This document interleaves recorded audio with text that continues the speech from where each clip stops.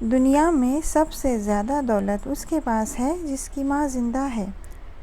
زندگی میں بس اتنی دعا مانگ لینا، کوئی گھر ماں کے بغیر نہ ہو اور کوئی ماں گھر کے بغیر نہ ہو۔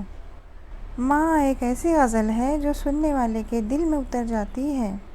گود سے گور تک ہر بات سکھاتی ہے ماں، ہر روز ایک نیا لفظ بتاتی ہے ماں۔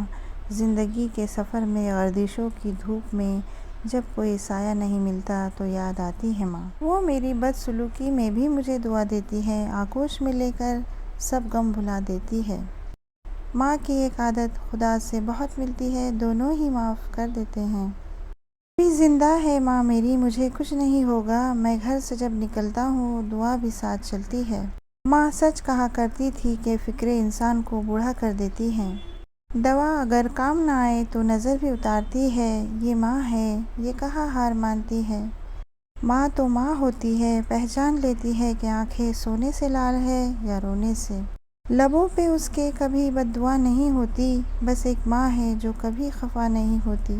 ماں سے محبت کرو کیونکہ ماں کی پریشانی دیکھ کر اللہ نے صفا مروہ کو حج کا رکن بنا دیا۔ اگر تمہاری ماں تمہارے غصے کی وجہ سے تم سے بات کرتے ہوئے ڈرتی ہے تو پھر تم افسوس کرو کیونکہ تم نے اپنے ہاتھوں مغفرت کا دروازہ بند کر دیا۔ چھوٹے تھے تو لڑتے تھے ماں میری، بڑے ہو کر لڑتے ہیں ماں تیری ہے، ماں تیری ہے۔